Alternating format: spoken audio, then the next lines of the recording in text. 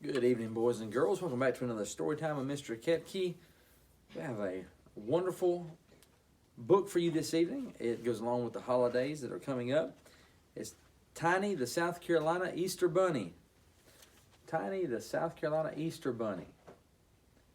Hope you can sit back this evening, relax, and enjoy a good book about our state and about the holiday coming up. One bright Easter morning, while out for a jog, Tiny hears, "Help! I'm stuck in a log." He scratches his head thinking, who could that be? It sounded like Fluff. I'd better go see.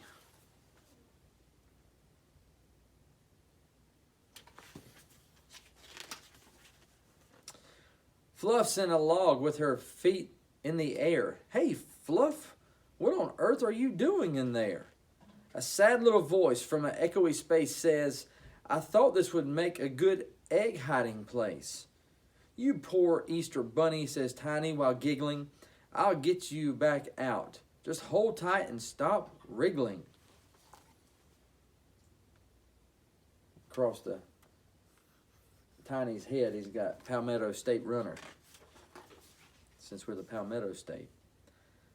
Tiny pulls hard using all of his might. He tries and he tries, but his friend is stuck tight. "My eggs," sighs poor Fluff. "Who'll deliver them now?" "I'll do it," says Tiny. Fluff laughs and asks, "How?" "Don't worry, dear Fluff. Leave it all up to me. I watched you last Easter. How hard can it be?"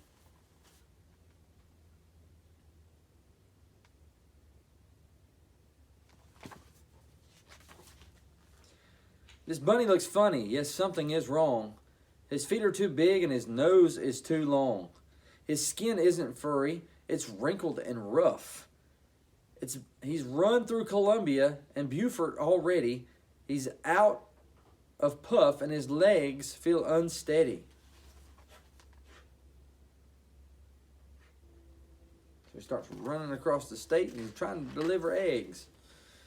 He hops, then he stops, then he hops a bit more.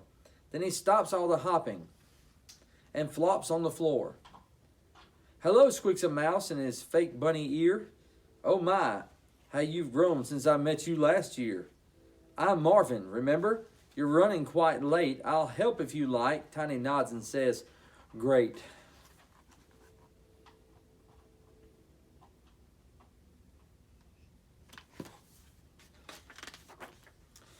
They head down to Charleston and rush through the streets, delivering handfuls of chocolatey treats.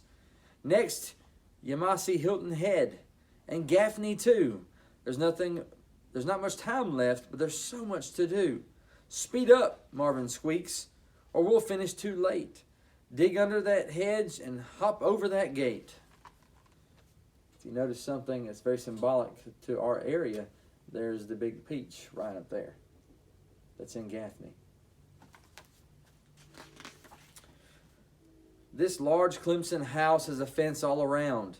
Poor Tiny tries digging down into the ground, but the hole is too small or his body's too big. How odd, Marvin thinks. I thought bunnies couldn't dig.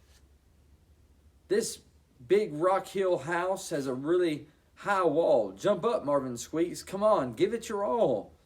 So Tiny jumps up but comes down with a thump. How odd, Marvin thinks. I thought bunnies could jump.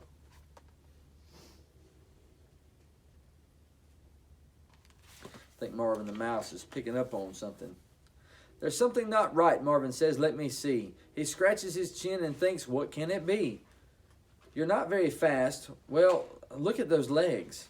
You're not very careful. You've cracked half the eggs. You do not have whiskers. You're no good at hopping. Those ears look quite fake. And that's no bunny dropping." Aha, now I've got it. He jumps to his toes. No bunny is born with a trunk for a nose.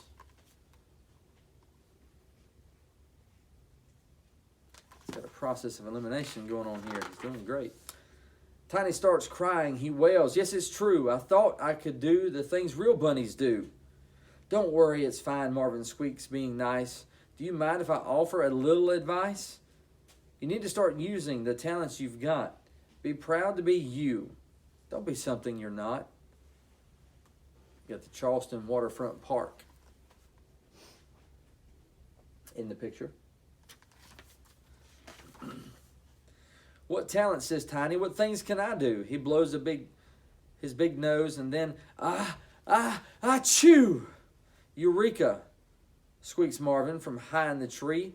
That wonderful big trunky nose is the key. It's strong and it's long, and it can pick things up too. It's perfect for seeing this Easter job through. We'll put it to work just as soon as we can. Let's head to Myrtle Beach, test out this plan.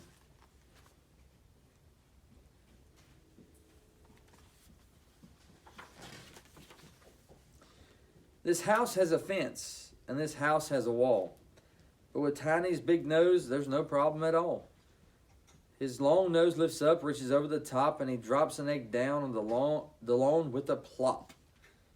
And look at the hole in this fence. That'll do. There's room for an egg and a trunk to fit through.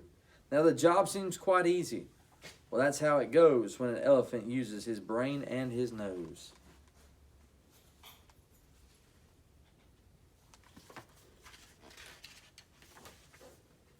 But daylight is breaking, the sun starts to rise, and home after home stands in front of their eyes. I don't think we'll make it, squeaks Marvin. Oh dear, hang on, Tiny shouts. I've a marvelous idea. He sucks all the Easter eggs into his nose, and with his trunk is full, he takes aim, then he blows. So he's shooting those eggs everywhere out of his nose. Big trunk.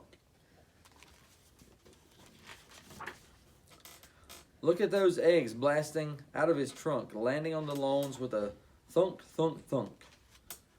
The basket's soon empty. We did it. Hooray! Come on, let's help Fluff. Oh, I hope he's okay.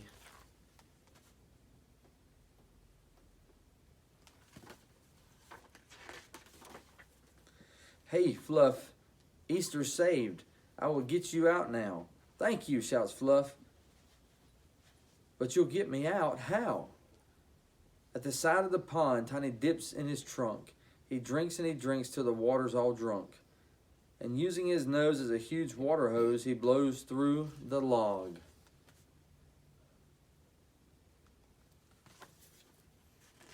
He's got a South Carolina shirt on. Look at Fluff. Up she goes.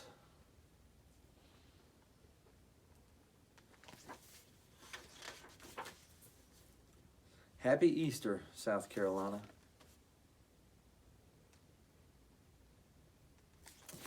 It's a great character trait in this book this evening. Tiny the South Carolina Easter Bunny. Instead of trying to be something that Tiny wasn't, he started using the talents that he had been given. So I encourage each of you, use the talents that you're given. You're all different in every single way. So the things that you've been given, the talents that you have, use those, and that's where you'll be successful. I hope that you have a wonderful night, and I love each and every one of you.